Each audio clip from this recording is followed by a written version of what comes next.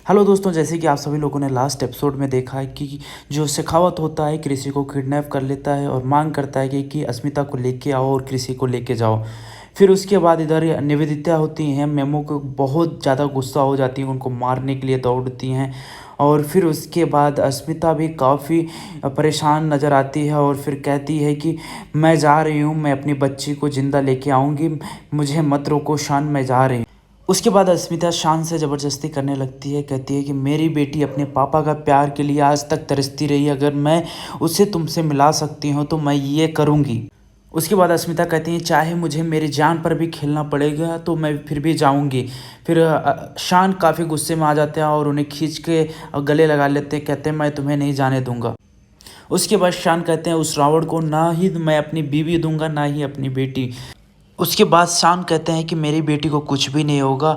और फिर अचानक से शान की नज़र उस शीशे पर पड़ जाती है जहाँ पे अस्मिता की शीशे में उनकी शक्ल दिखती रहती है। फिर उसके बाद शान नज़दीक जाते हैं और अस्मिता से कहते हैं ये तुम्हारी शक्ल हमारी मदद करेगा।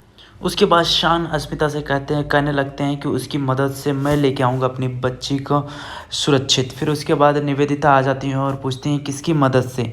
फिर वो कहते हैं देविका। फिर वो पूछने लगती हैं कौन देविका। उसके बाद शान और अस्मिता देविका को ढूंढने लगती। उसके बाद अस्मिता काफ़ी परेशान हो जाती हैं और रोने लगती हैं, कहती हैं शान मेरी बच्ची को बचाओ, मेरी बच्ची को बचाओ। फिर शान कहते हैं कुछ नहीं होगा मेरी बच्ची को। उसके बाद शान को एक मैसेज आता है जो कि वीडियो रहता है, उसमें कृषि की आवाज़ रहती है और कृषि की वीडियो रहती है। उस कृषि कहती है मम्मा मुझे बचा लीजिए, यहाँ पे बहुत सारे डॉगी की आवाज़ आ रही है, ऐसा लग रहा है कि मुझे वो खा लेंगे। उसके बाद शान के फ़ोन पे एक रिकॉर्डिंग आता है जो कि शेखावत भेजा रहता है। अब कहता है कि तेरी बेटी सही कह रही है, बाजू वाले कमरे में भूखे कुत्ते भेड़िए बैठे हैं, खोल दूं क्या, तेरे बेटी के शरीर को नोच खाएंगे, मैं कह रहा हूँ ना मेरी बीवी को मेरे पास भेज दे।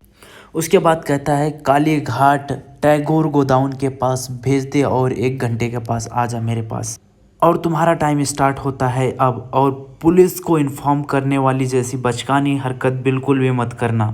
अस्मिता जी प्लीज़ डोंट एक्ट स्मार्ट। इधर देविका टैक्सी ढूंढती रहती है और कहती है कि अगर इससे पहले मैं किसी और मुसीबत में फंस जाऊं, इससे पहले मैं यहाँ से निकल चलती हूँ। और वहाँ पे टैक्सी टैक्सी करके टैक्सी में बैठ जाती है।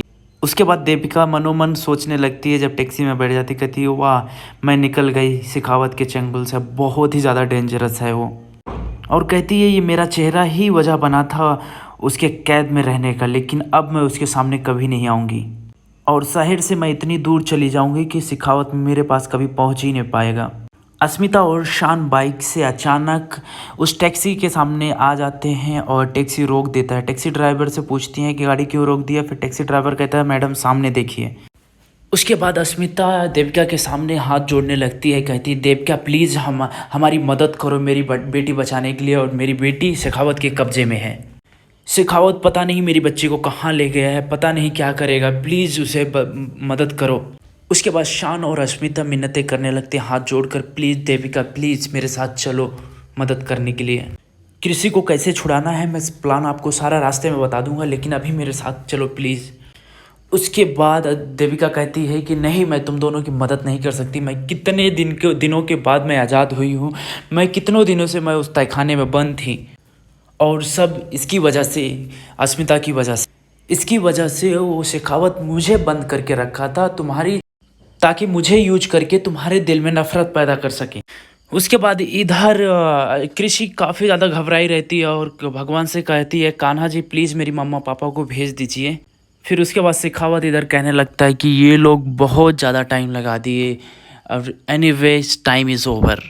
शेखावत कुत्तों को जैसे ही छोड़ने का आदेश देता है वो देविका आ जाती है और कहती हैं कि शेखावत आप आपने मेरी मम्मी को कहाँ छुपा के रखा है। फिर उसके बाद शेखावत कहता है कि आपकी मम्मी को मैंने वहीं पर छुपा के रखा है जहाँ पर उन्हें होना चाहिए।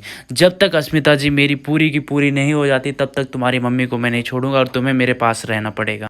उसके बाद देविका को शेखावत आदेश देता है कि पकड़ के बांध दो।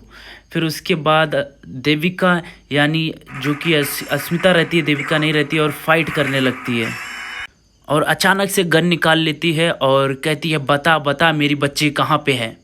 उसके बाद अस्मिता कहती हैं तूने एक माँ से पंगा लिया है और मैं अपनी बच्ची के लिए मैं किसी भी हद तक जा सकती हूँ। अगर मैं किसी के लिए शादी तुझसे कर सकती हूँ तो और तेरी जान भी ले सकती हूँ। अस्मिता कहती हैं बता मेरी बच्ची किधर है, नहीं तो अभी की अभी मैं तुझ पर गोली चला दूंगी।